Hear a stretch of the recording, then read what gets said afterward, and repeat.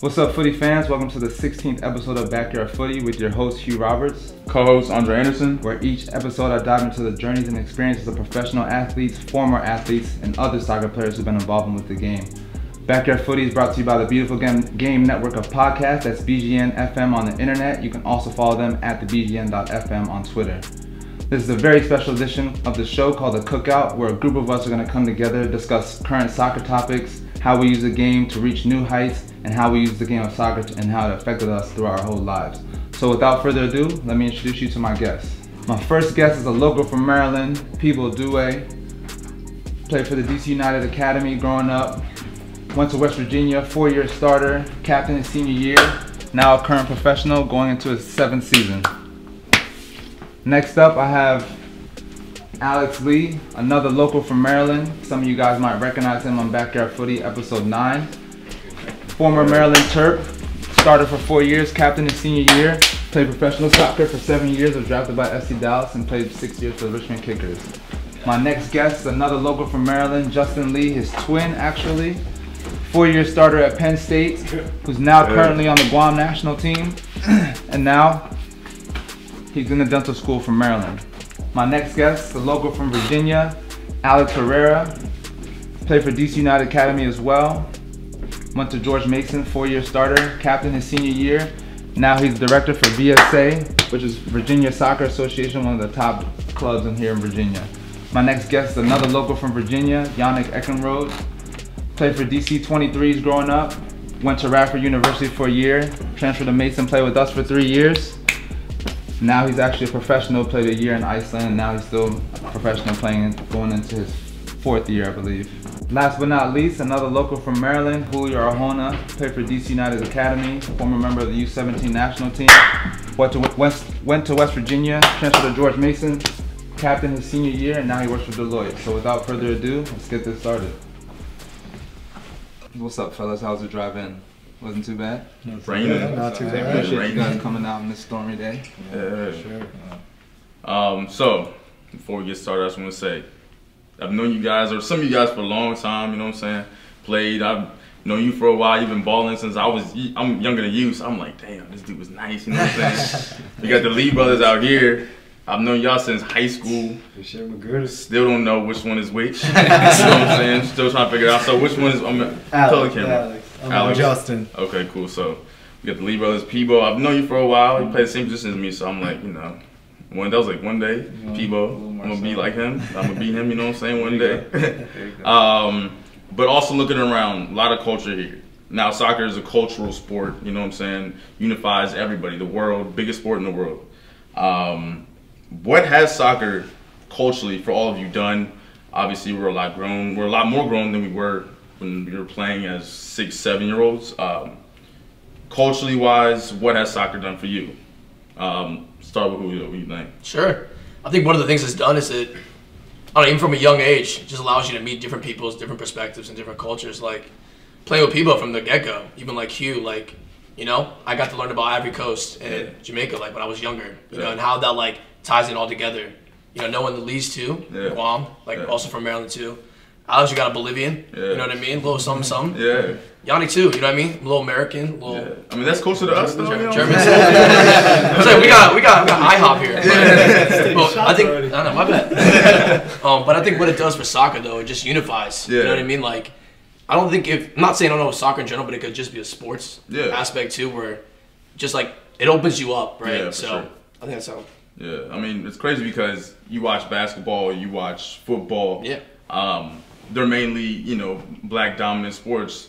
But playing, like, say soccer, for instance, you're getting a lot of those, like, American kids growing up, going to those private schools, private high schools, private middle schools playing. And even for me, like, I grew up, you know, right in Maryland. I live in an all, you know, American neighborhood.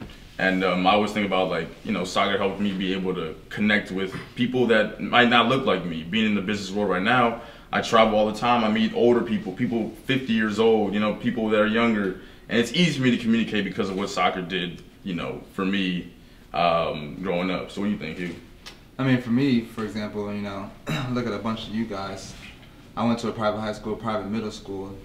Only black kid in my class for middle school and elementary. I mean, high school, little more diverse, but all the athletes are black. Everyone else is pretty much white. And I mean, you know, when I think about that, and I think of how you know, soccer, for example, when I was growing up in private high schools, I'm the only black kid on my team, and I'm enlightening all these, not just Caucasians, but, you know, other races and Spanish and stuff, enlightening them on my world, because we're all coming from different worlds. But what it does for everybody, not just in the game, but for life in general, you know, when you go out into the business world, some of you guys are in the business world, some of you guys are coaching and stuff, like, you drop the prejudiced thoughts that you've had before, like you have an open mind to a lot of cultures.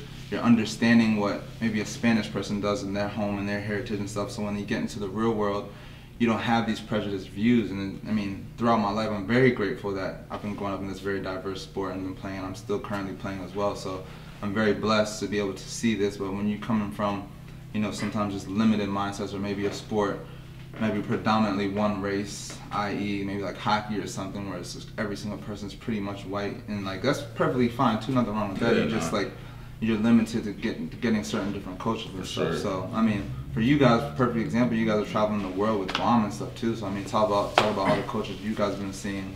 Yeah, I was gonna say something about that, kind of piggybacking off what Julio said.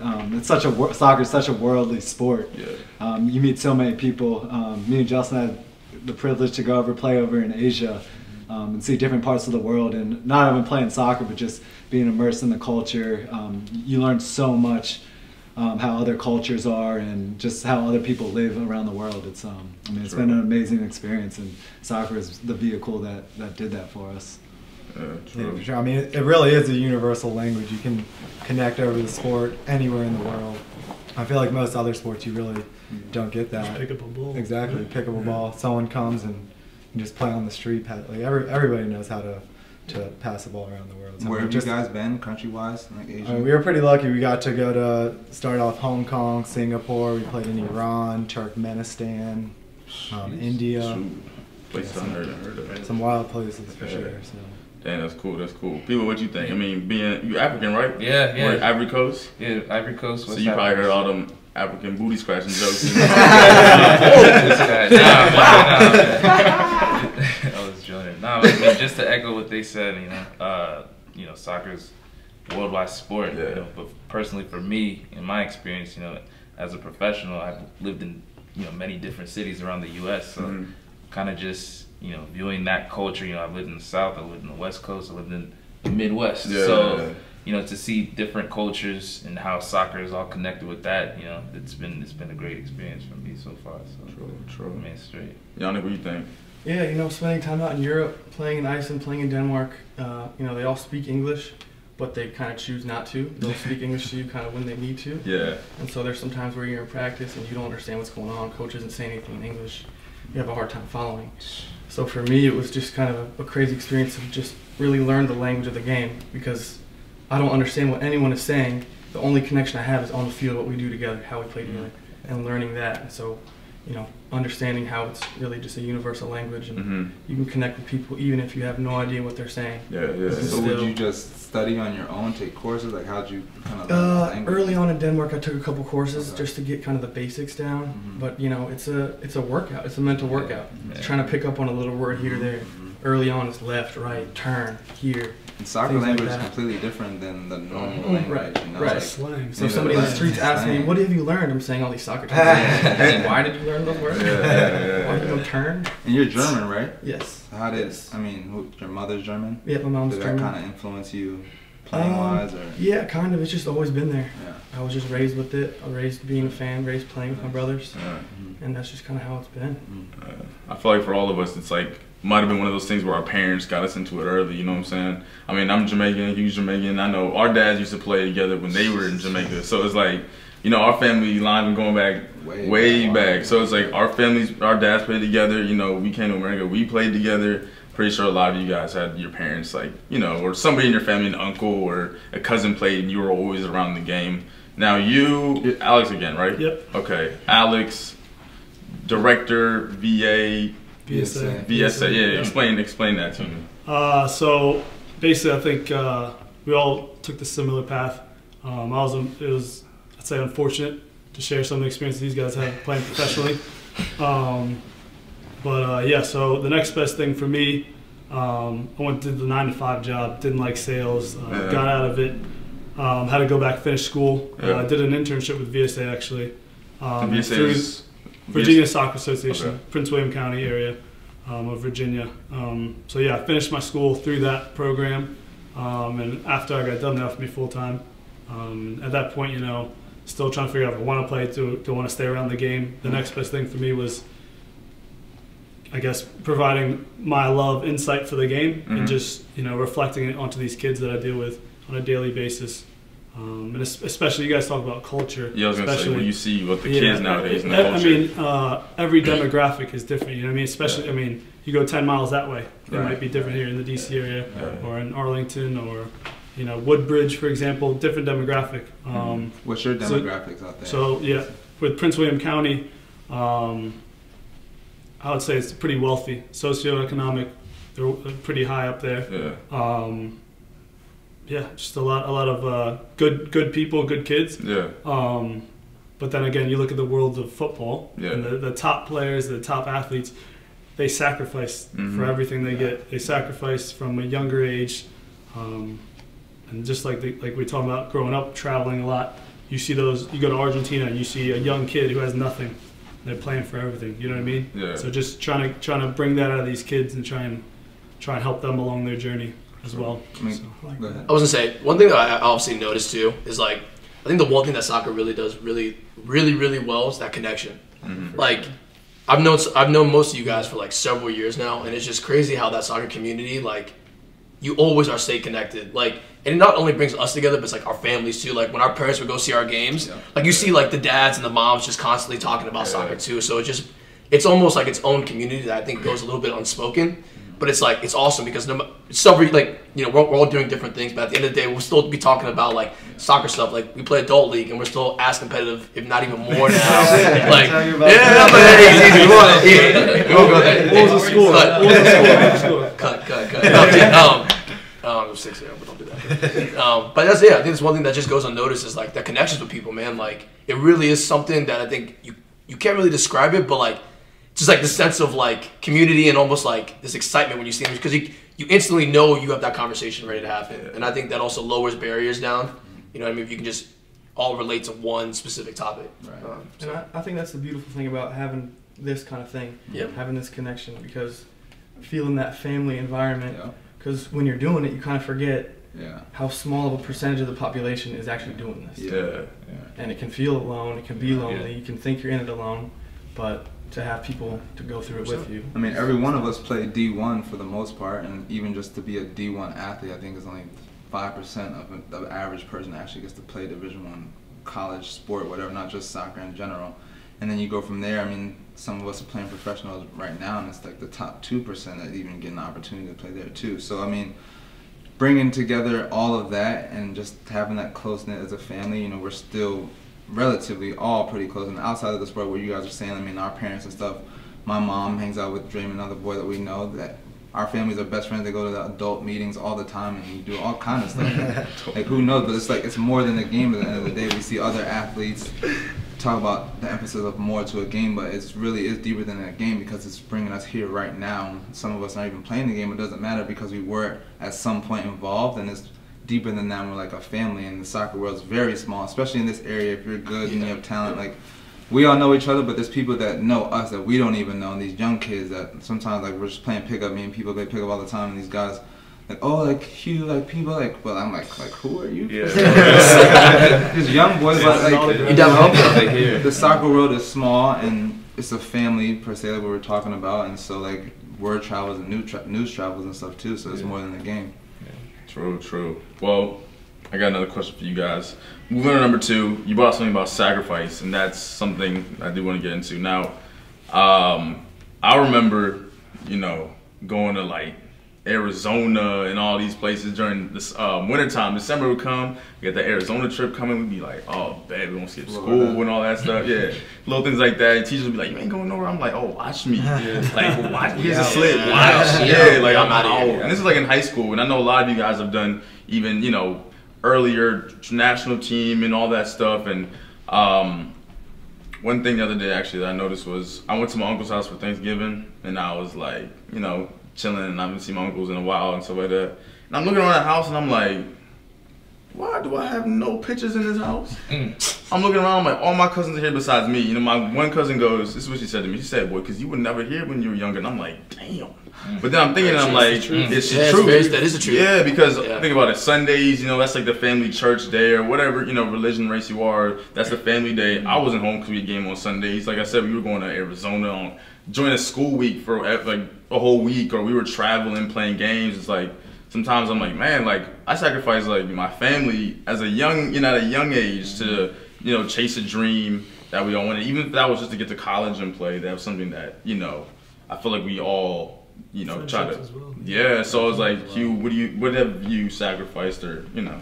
I mean, you know, going off, more specifically friendships. You know, growing up for me, I had a bunch of sleepovers, and my friends were kind of my all, and I didn't have a brother growing up too, so my boys were just everything to me. But I'm missing out on sleepovers, birthday parties. This is not just high school. This is like elementary and middle school too. I mean, those are like the roots of your life basically. And I'm missing out on everything. I mean, you don't think about it back then. It was just like, okay, I got 2-3 games this weekend. Like Potomac soccer tournaments coming up at the Plex. I know I'm not doing anything, but I got 3 games per day. Like, all right, like you're committed to it. You're not thinking twice about it. But obviously now, when you look back on things, you're like, man, like maybe I could have gone to Florida on some trip with, you know, a family member. But I have 2 little sisters as well, and they're dancers. Like, I really probably went to 1 or 2 performances my whole life of theirs. And they went to like every single game of mine. Because, I mean, I'm the older brother, but like, I missed out on a lot of their childhood because I had to sacrifice that to play this game. And they understand, they're not complaining or anything at all, but you just, in the back of your head, you're like, man, like I wish I could have, now they're in college, one's about to graduate college, I'm like, what the hell, what time is it? Like, wait, I missed, now she's not a dancer no more either. My youngest one's not playing lacrosse anymore at Arizona State, and she played lacrosse her whole life, and I only went to probably like 3 games. I'm like, man, I know she was a beast, and I know she killed it, but I feel bad still now to this day. Like, I miss majority of her career and lifestyle too. So I mean, it's just the sacrifices that you have to make in life, not just in the sport of soccer, but just in life in general. You have to make certain sacrifices if you want to reach your ultimate goal sometimes too. So I mean, what about you guys though? I mean, we all sacrifice some stuff too. So yeah, for sure. I was thinking, to be honest, at the moment, I really didn't think I was sacrificing. Yeah, exactly. Yeah. Just because you're having so much fun. You're with your friends. Like, I was hanging out with a bunch of my friends that played on my club team last weekend. I still have that connection with them. But when you look back on it, you're like, damn, like, all your friends from high school, they are off doing their own thing, going to prom, going to whatever, homecoming. We were missing that at practice, away at tournaments, and in the moment I was like, shoot, this is what I want to do. But now that I'm older, I'm looking back, I'm like, damn, I guess there probably should have been some other things that I should have been doing, spending more time with family.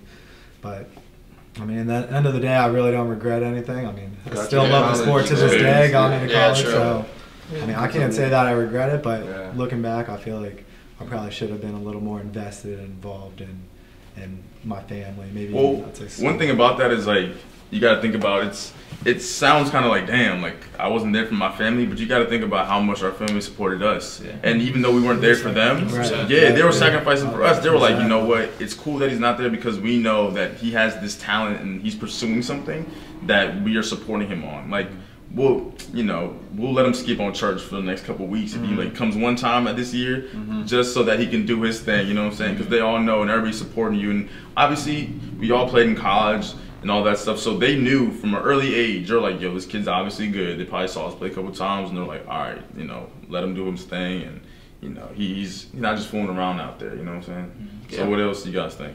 So I probably missed like a bunch of family vacations. Yeah. So many. Like, my dad would be like, oh, we're going to Cabo, the family's going. You just have to be like, well, I just can't do that. Like, you know, and then they all get the pictures and all that kind of stuff. And obviously I see like my family going out and I'm over here staying at the houses by myself. But I think one thing that goes unspoken is how much your family does sacrifice, like time, money, travel, like they go, just all this that I think goes unspoken until like you get to a certain age and you realize. Our age right now. Yeah, right now. Oh yeah, pretty much. Exactly. Like I couldn't imagine having to drive to like North Carolina to see my son play footy. I would have been like, boy, take the train, take that Amtrak. You know what I'm talking about? Florida, your parents like y'all go in one car and drive all the way down there. I was like, Alex too. I was like, every other weekend for these tournaments. Oh yeah, I'm like, talk about your lifestyle stuff. True. Sacrifice. Yeah, even now, I wouldn't say it's a sacrifice. It's one of those things where you guys know you have a season in the fall, and then you get a mini break, and then the spring you're going 7 days a week until June, and then you get a little break as well. So yeah, I mean this past fall, it's North Carolina, down in Raleigh. One weekend, had a weekend off, went back down there again for another 4 days. Just got back from Florida, DA showcase. And before that, yeah, a little bit more travel out to California. Too, right? Yep, Richmond. But like you guys said, like I'm still a kid. I think we're all still kids at heart. So, you know, whether I'm coaching, whether I'm playing, I'm still excited to go. You know, excited to set the expectations, see the expectation for the players, just like we set expectations for ourselves. So. Like Justin said, you know, when you're growing up, going through it, building your talent base, going through it, you don't really think about the sacrifices you make. Yeah. But now, the zone we're in right now, just getting out of school, you got to sacrifice way more. Yeah. And you got to be aware of your sacrifices. You see everyone else doing their thing, real life starts to happen. You see people doing things and you realize you can do pretty much whatever you want. But I'm still going to chase this, and I understand that I'm sacrificing X, Y, and Z, which might be a girlfriend, a friend, a social life in a country where I know the language. The sacrifices start to become, you know, much more real, and you're aware, and they can start to drive you. Yeah, I was gonna say, like, especially for you guys who are still playing, like, do you guys feel like you guys miss out? Like, For sure. when you see, like, I know, but like, obviously, like, when you see, like, Instagrams, and we're all, like, And that wasn't there back in the day either. Social media. I'm talking about more, like, now, too, though, Talk about right? sacrifice. Talk about this man taking injuries to come out and party with them. Hey, respect. Hey, one time for the one time. Get him.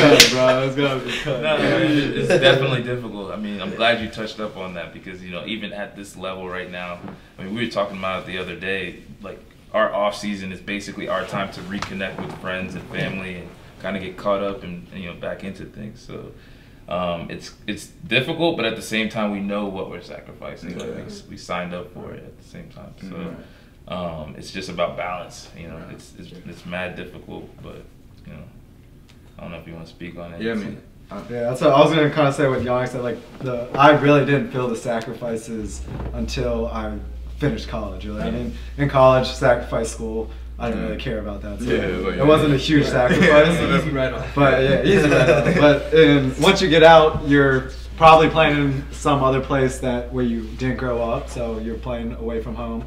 So you're missing your family, your friends. And then you just miss out what all your friends are doing, your family, vacations. I couldn't go. We always went to the beach. Couldn't go to the beach over the summer. So like I really didn't feel like I was making sacrifices until I started playing away from home. And I was in another place in the United States.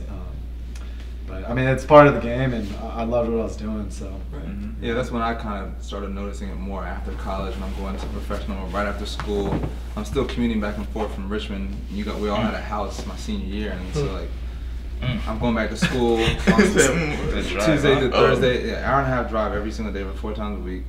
Go back to school, see these boys at the house, but I can't really do much because I practice at 9 o'clock in the morning. I have to go back and. I mean, you know, it's a sacrifice you make. You pick and choose. Everyone here specifically has a different life and a different lifestyle, a different career path, and you just have to be. We're all fully committed to what we're doing, but obviously it's going to come down to the choices that you make and what you want to do. Haven't gone to the beach since we went one time in 2016, but since beach week, senior year of high school, haven't had a summer since then either. But that was wild, by the way. Shout out OC. But He goes to the beach. What's the socks? In them jeans. But man, it's just a sacrifice that you decide to make, and what you obviously if I didn't want to do it, I could quit right now if I wanted to, but. At the end of the day, it comes down to the options and choices that you make and what you want to do. So yeah, I completely agree. True.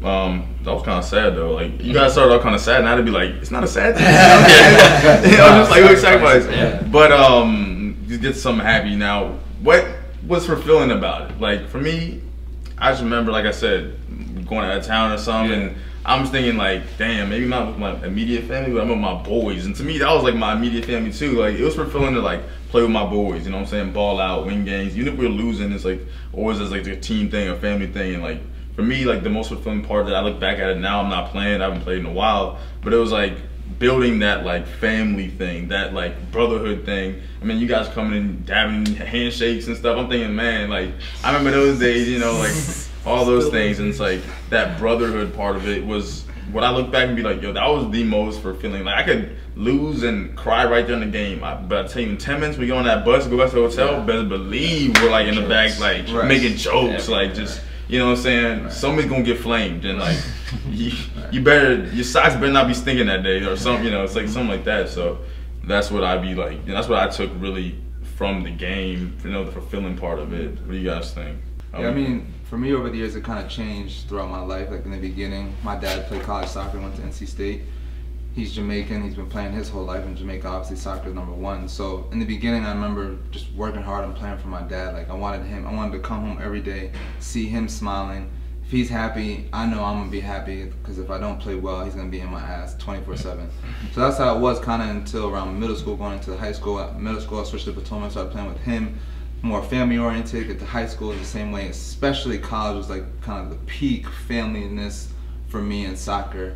But then I got to a professional, I realized how much of course it's family, like I met my best friend Alex and we lived together for 3 years because of it, but after that, like, it's a business, so you can't really even get close to certain people and can't even have that close a relationship because you know at the end of the year it could be gone and it could be done like that. Yeah. Or other people don't want to get as close to you anymore because it's going to be done after a year, so what's really the point of opening up and getting close to somebody? It's not, like, it's different when you get to professional environments. No longer the family drive. True. It's family oriented. Like, and I feel a lot of people are individually looking out for themselves. Yeah, they're probably like playing the same position. They don't want to talk to you. Exactly.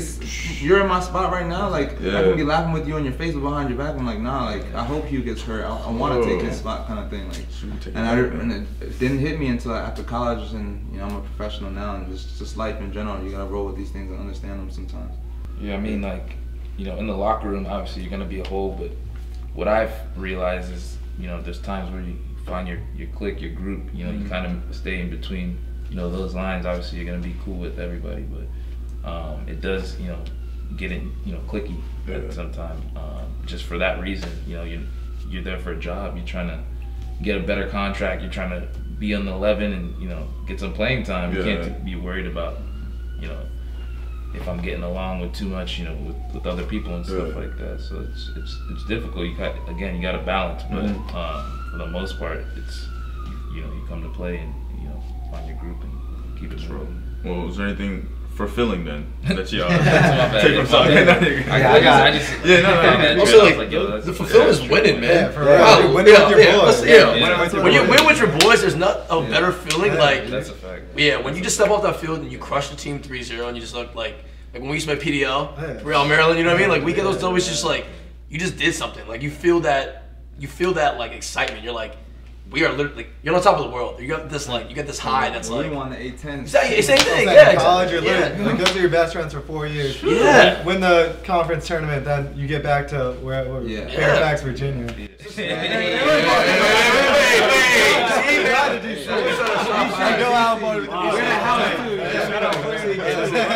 I had a beer waiting for you, ain't getting it. But yeah, the fulfillment is winning, man, because what we were talking about before, you bust your butt so much to try to get to where you are and be successful, right? It's tough, because everyone's doing the same thing. When you get that winning aspect, that fulfillment of winning, no better feeling. Yeah, exactly. You know those, like you said, I mean, a couple of us played together, and we played together throughout the years, but just knowing you're gonna have that person's back, 100%. Just from covering 100%. just from that family type atmosphere. Like, for sure. Like just what you said was, I mean, like winning's obviously that's the best feeling in the world, but just bowling on the field with your boys is the best time. I remember we were playing Real Maryland one time. I think you met someone in the middle, and you're like, oh! Just like that's the memories like you'll remember for the rest of your life. That's just amazing. It's camaraderie. Yeah, for sure. I always remember, like, you know, a dude starts pushing my boy and I go near him, I'm like, I dare you to do that again. Hold on, we can go into that topic, bro. Yeah, try that one more time, see what happens. Like, I'm gonna get in your face. I know my boy over there is gonna run all the way over here. Just things like that, you know. You're running from. Oh my! If I see one of my boys fighting, I am sprinting. I haven't sprinted that hard the whole game, but if I see something, I'm what's up? That random energy, I don't know where it comes from, but.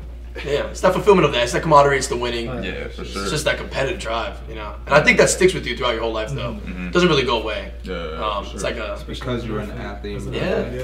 It drives you. Even I'm sure in your corporate world and stuff, what you guys are doing, like you still want to be the best, and so it just drives you and motivates you. It really translates to any aspect of life. You know, that competitive desire to win. You know. Yeah. It's you can't really teach that. Yeah. Me personally, you know, as time is going on now in this phase that I'm in, I've started to kind of enjoy and be grateful for the outlet of the sport. You know, you step on that field, nothing else matters. Anything that might be bothering you, thinking about, it doesn't matter. And then you work your way into that zone, and you just ball out. And that's what you're trying to do every time you step on the field. And you could be anywhere in the world, and that's just your escape. And you can be you, the best version of you. And yeah, man, that's what I love. Sure. All right, so I heard something about corporate world over here. I want to go into that side right now. So how did we all, some of you guys are still playing, but even so, how did we all use soccer to get to where we are today? Some of us are doing, you know, you said corporate, some of us are still playing.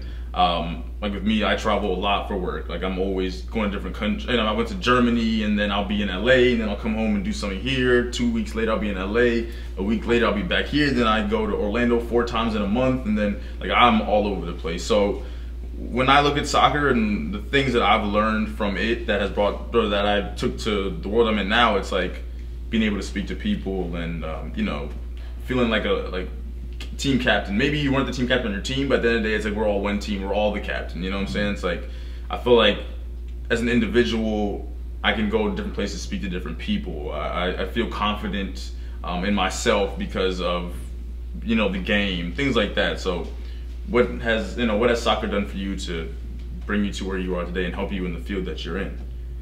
That's a good question. I really just think it comes down to the drive. Like, all of us were fairly successful in the game, got to play Division I, which I feel like was a decent accomplishment, but it really, like Alex was mentioning, it just translates into any aspect of life. So for me personally, I've been working in a dental office, going to school, and I was also studying for my DAT at the same time. It was a pretty difficult time for me, but I just remember harnessing all my energy and drive towards soccer when I was growing up, and I just applied that to my life outside of soccer. And I think it just really helped me understand what I needed to do to become successful. I feel like, I mean, you just really harness that type of determination and drive from sport, and you can apply it to your life outside of soccer. So.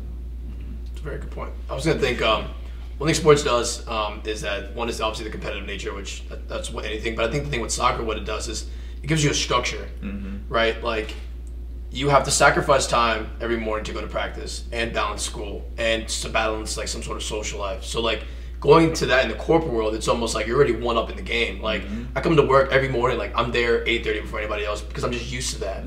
You know what I mean? There's like that structure of like, then I'm gonna like kill it. Like while I'm at practice or work, I'm gonna give my best effort because that's what I'm used to. You know what I mean?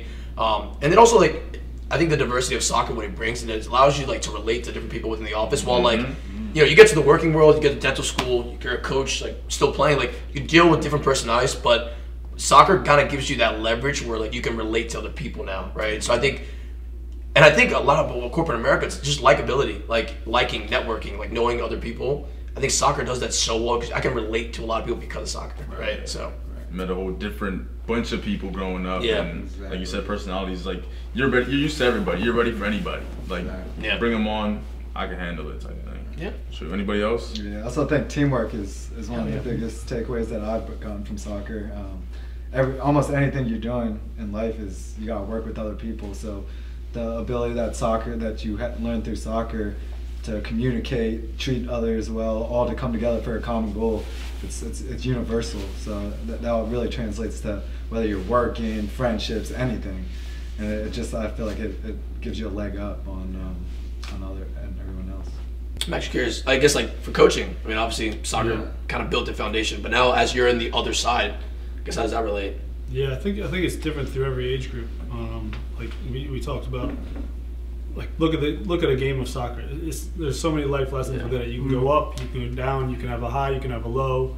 You can have someone sent off. You're playing at a disadvantage. In life, you might have a disadvantage. Going into a new career that you're looking to pursue. I don't know if you were gonna go with Deloitte, but it might be a disadvantage because you didn't know the network. Very true. Very true. And it could be. I mean, you could model that in a different career. But yeah, I think younger ages, you think about you're teaching these kids the values of life. What are your values?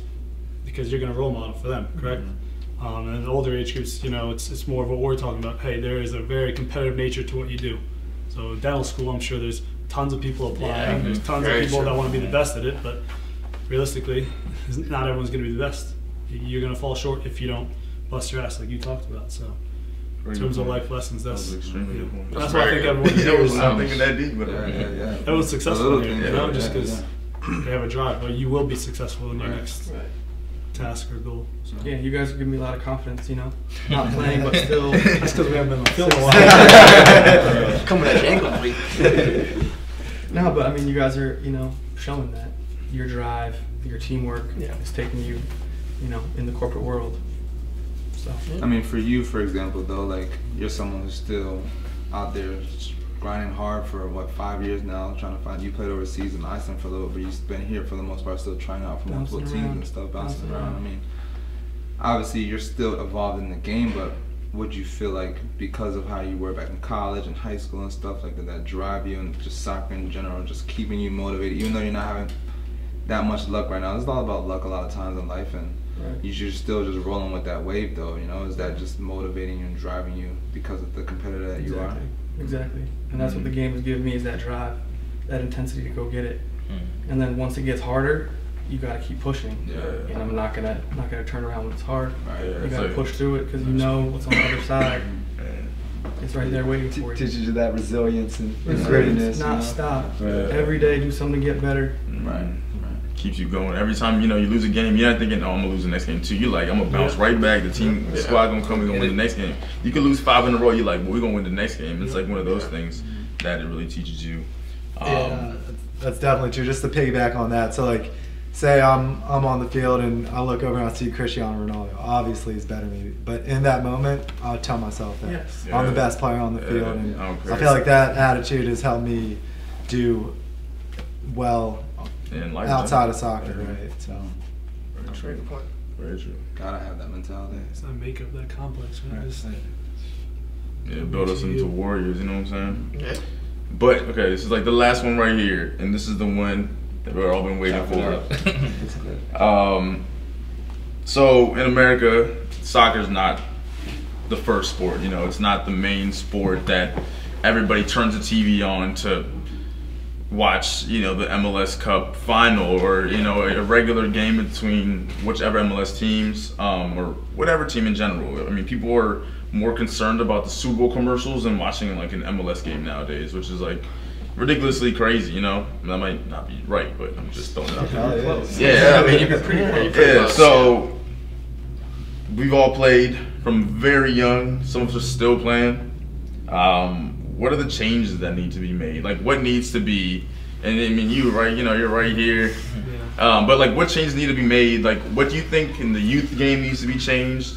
What do you think high school level, college level? Obviously overseas, it's like, these guys are in youth academies when they're like 7. We're playing MSI or rec soccer, and then, hoping to try, hopefully our parents find a flyer or something online to take us to like a travel soccer tryout. What are the things that need to be fixed, changed, moving forward, you guys think? Let's take the first bite. We were having this conversation earlier, just about obviously our Division I college experiences, and we have a 3-month season, right? And you look across, like you just mentioned, some of the countries overseas. For those kids, 18, 19, 20, 21, they're going through a reserve team. They're going through a second team within their club. So they're still getting top quality coaches. They're still getting chances to take risks, chances to play within their style of play. I think if you talk about Spain, or you got a Germany shirt on, you can go to Germany, you can clearly identify their style of play. You know what the Germans do. And top to bottom, like you look at Bayern Munich, how they support players from in Bundesliga to go to Bayern Munich, whether it's their rival or not, because of the national team. Mm-hmm. Now you look here, 18, 19, 20. If you're not already in Europe, you're going to college. Mm-hmm. So in 3 months, the only time you get to touch the ball, you got to get really good. Right. And if you got one injury, Yeah. that's a year setback. 100%. That's a year setback, you know. So I think, I mean, evolving the college game is one thing we need to do. But then again, it starts from top down. You look at, again, like I'm going to mention Germany. I'm going to mention England now, who's going through a really good phase. Belgium as well. Everything starts from the top. Like Gareth Southgate, England, he mandates what he wants to the younger age groups. So a U16 kid on the national team knows what he expects from him when he goes to the men's team. That's a good point. Whereas you look at the MLS, is there a defined style of play within the whole league, or is it just, especially with no relegation? So, I mean, but even like going further than that, a little deeper. I mean, let's go to the youth system, because it starts from ground zero, and you have to work your way up. I feel like we're kind of backwards in the sense where we're coming from the top down. You know, we're not really concentrated on our youth, and there's a lot of things, a good amount of things that can and need to be fixed in order for our next generation. We need to start producing. You know, we have our wave of teenagers now. McKinney, Pulisic, all these guys are overseas. I think we have 10 or 15 Pulisic's in the US right now. But talking to, I was talking to Joe Joffrey in my last episode.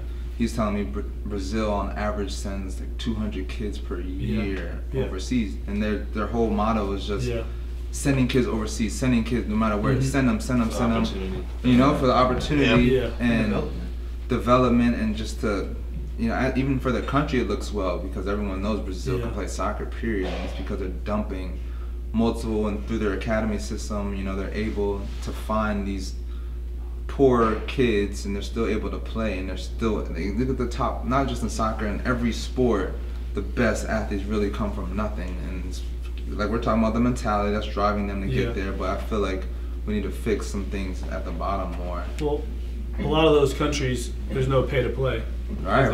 When the parents are, so do you feel like that's two things. Well, the MLS is growing, so I think but you look at like a club. I mean, there's clubs MLS clubs that you still have to pay to go. And they're supposed to be the pinnacle of the U.S., aren't they? Those clubs. And so if you have your boyhood club over here that is making players pay, and you go to DC United, why am I still paying? You guys have profit, you have revenue, you have this, you have resources that we don't have.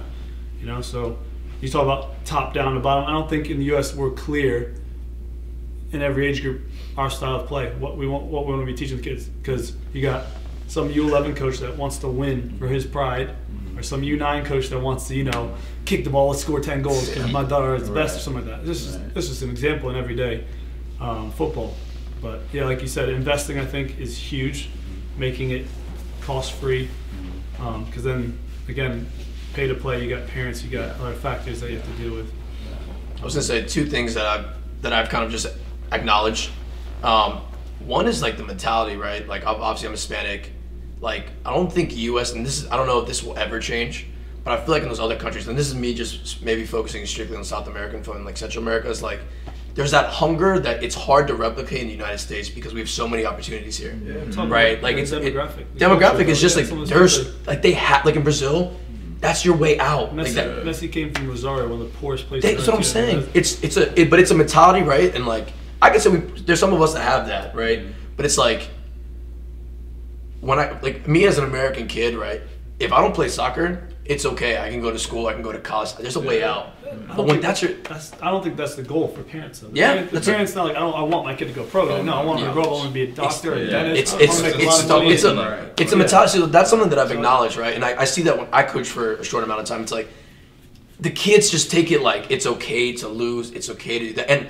And my, you know, and I'm obviously a competitor, but I'm not going to sit here and be like, I need to win every game, right? But like, there should be some sort of hunger that you want to win, or you want, because not only does that depict like obviously your sports career, but also like your life, right? You're going through life like it's okay if I don't get the best job, it's okay if I don't go to the best school, like that actually affects you, And then the second thing I was going to talk about was I think a lot of these other countries too, their best athletes play soccer, like Germany, France, like.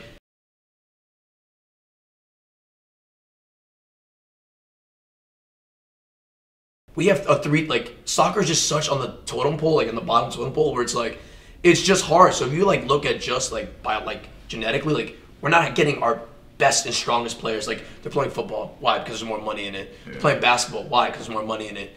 And even like you look at that other percentage, going to hockey or baseball. Like, so I think if you change those little, those little things, which is, it's hard, right? Because that doesn't happen overnight. It's growing though. It is growing. It is growing. Football's declining. It is, because I don't think parents don't want to see their kids getting hurt. But you start seeing that shift, then we start getting in the picture, right? So that's just looking at the very nature of just athletes. But that's something that I've just absorbed throughout the years. I think the U.S. is moving in the right direction, both at the bottom and at the top. In the youth, like when we were growing up, we were playing U.S. club soccer, and we were practicing 2 to 3 times maybe a week. And now with the academies, now you're playing almost every day, and it's a proper soccer academy, similar to overseas. And then even at the pro level, like when I first got into the USL in 2013, what was your first, 2014? Like, that was not professional at all. 2014? Yeah. Like, that was crazy. That was not professional at all. We were playing back-to-back. We were playing a game in Rochester, finish the game at 9:30, drive to Harrisburg, play a game the next night. Like, that's crazy. Next day. My legs are burning. People getting paid. People getting paid like $400 a month to play. Like, you just can't grow the game that way. But now you see the MLS. There's a lot of money in the MLS. The minimum contract's what, like 70,000 now? 60 something. You can live off of. And the USL has made great shots. I feel like it's really grown the game. Did they just introduce them in USL? Yeah, so now they just made it 3 tiers now. I was gonna say, you guys should probably elaborate on that, just because I am very like someone who I feel like if the opportunity was available maybe while we were all coming to college, that could have been like, I could have saved some careers, right? With no doubt about it. But like people didn't even want to go to the USL, right? It wasn't worth it going to the USL. But now it's I would say it's a prestigious second division. I would say it's one of the better second divisions in the world now. It's soccer specific stadiums, people getting paid well. I mean, look at Cincinnati. They had 30,000 people at some of their games. Like, it's amazing. It's amazing. That's crazy. I mean, all season long. Like, it's a proper league now, and now like people want to go and play. I mean, Drogba played in the USL.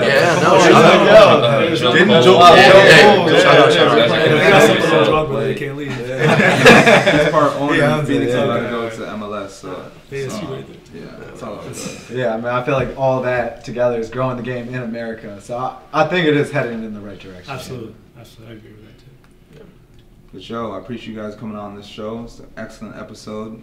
Definitely be in talks in the future. You guys killed us all. Thank you, footy fans, for listening and partaking into this wonderful episode of 16. Very happy you guys been able to listen along. Please hit the subscribe button. More episodes are coming out in the near future. For all my guests here, choose a part of the show that you really appreciated. Make sure you DM these guys on social media via Instagram or Twitter. Let them know which part really affected you guys. I want to do another thing where you guys are able to connect with my guests and connect with the show, period. Even if you have questions for me, please feel free to DM me. This wonderful crew, we can't thank you enough for being here. Can't thank you guys enough for doing this for me and my show. And stay tuned, footy fans. More shows coming soon. Appreciate you. It was a pleasure seeing you, Mike. That was awesome, man. Appreciate it. Thank you, sir. It was dope. For sure. I'm going to drink my Thanksgiving. You guys come awesome for me. Thanks for having me, dude. Good. It was a good time. Appreciate you. Backyard Footy outro, take 1. And action.